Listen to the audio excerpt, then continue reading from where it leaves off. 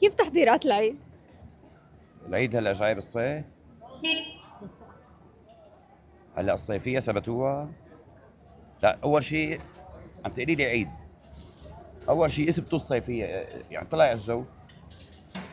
هلا العيد هاد بده يجي بالصيف، مو بحزيران جاي. بلا. هلا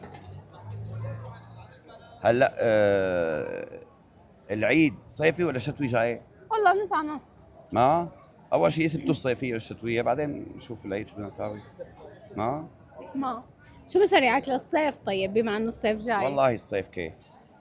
والله الصيف كيف، والعيد يعني العيد الله يجعله سعيد على كل واحد بعيد. على ابن عمي ابو وليد يلي بيلعب حديد.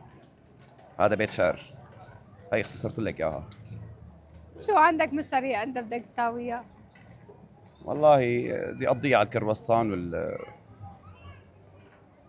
والجلاب بالعيد، تحضيروا هيك. على المراجيح. كل عام وانتم بخير. شو يعني خير؟ يعني خير. يعني سماعي فهمتها، بس انه شو يعني؟ ما المعنى تبعها ما بعرف. خير شو بك؟ شو يعني خير؟ انت شو قل لي شو يعني خير؟ انا مبسوط ليكي ما احلانا مبسوطين. الدنيا عيد مو؟ ايه مو عشان هيك قلت لي كل عام وانتم بخير. ايه ما والله ما عم انتبه.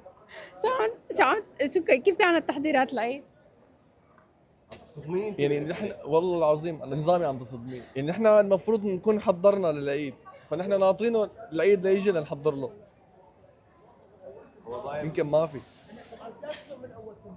اوف. تحضيرات ميداك كلياتنا عم نحضر، خذ ايديك واقفين كلياتنا عم نحضر، بس هو هذا العيد تحضير. العيد الجاي ان شاء الله بنشتغل.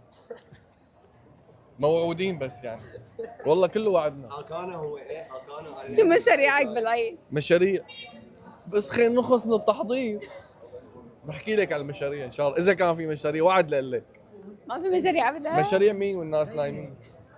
صراحه انت عندك مشاريع حتساوي بالعيد ولا حتفتي تشوفينا شو مشاريعنا؟